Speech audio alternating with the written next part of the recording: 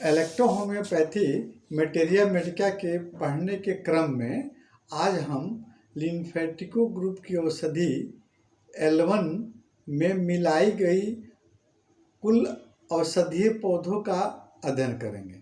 इसमें आपको 8 औषधीय पौधों का मिश्रण किया गया है, जिसको L1 हमारा तैयार हुआ है, लिम्फेटिको नंबर 1।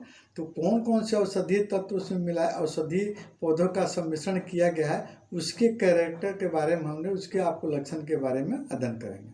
तो सबसे पहले इसमें एक मेडिसिन है आपको एरिथ्रिया सेंटोनियम, है ना। एरिथ्रिया सेंटोनियम जो है, इस औषधि का प्रभाव हमारे शरीर के डाइजेस्टिव ऑर्गन पर और साथ साथ में यूरिनरी सिस्टम के ऑर्गन पर, इसका अतिरिक्त स्टोमक पर, डायबिटीज, फीवर और UTI infection, urinary tract infection पर इस औषधि का आपको प्रभाव देखने को मिलता है।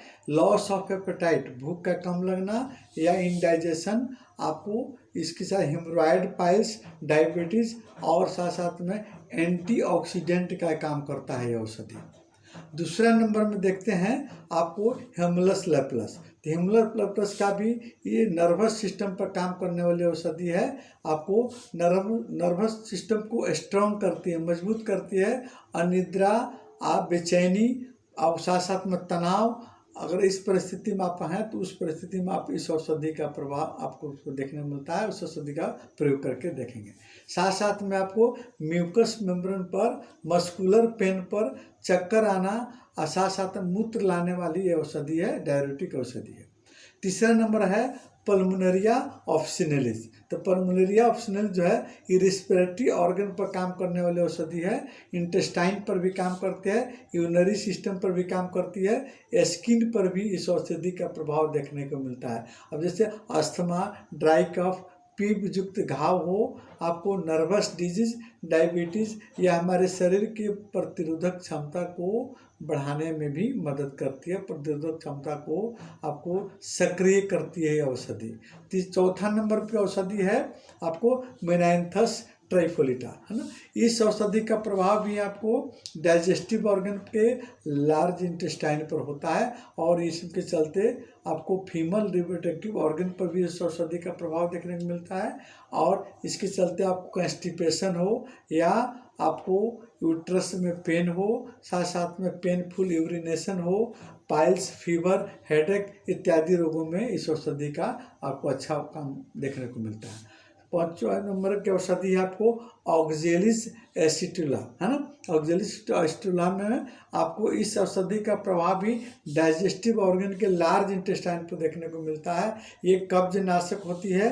आपको इंटेस्टाइन में अगर गांठ पड़ गया हो, सूजन हो गया हो या आपको स्किन डिजीज हो, फीवर हो, स्टोमेटाइटिस हो, अल्सर हो, गाल में आपको माउथ कैविटी में अल्सर हो, वहाँ पर इस औषधि का प्रभाव आपको अच्छा देखने को मिलता है।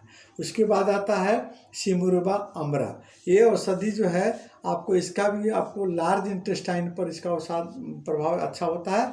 यह कृमिनाशक है, कब्ज नाशक है, दस्त लाने वाली और दस्त को रोकने का भी काम करती है, मूत्र लाने वाली, पाचन क्रिया को स्ट्रॉन्ग करने वाली औषधि है।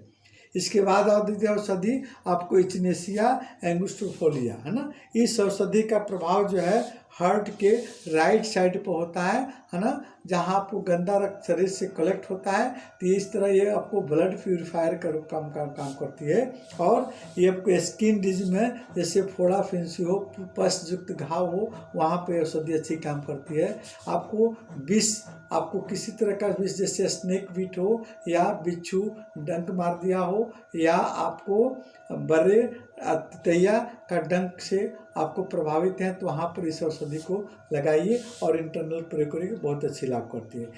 8वें नंबर की औषधि है फ्यूकस वेसिकुलोसिस, है ना। इस औषधि का प्रभाव जो है आपको थायराइड ग्लैंड्स पर होता है ना, जिसके चलते आपको वहाँ पर जो घेघा रोग होता है, इसको ग्वाइटर रोग कहते हैं, वहाँ पर इस औषधि का प्रभाव देखने को मिलता है। इसके अतिरिक्त में ये आपको इंडाइजेशन में आपको गैस बन रहा हो पेट में और आपको गठिया आर्थराइटिस में भी औषधि का प्रभाव देखने को मिलता है। L1 में कुल 8 औषधियाँ हैं और इन औषधियों को अगर संयुक्त कर देते हैं, हम मिला देते हैं एक में, तो एक L1 का आपको बहुत ही बड़ा लंबा कार्य क्षेत्र बढ़ जाता है। अब कल हम इसको दूसरे वीडियो में L1 के बारे में हम लोग अध्ययन करेंगे।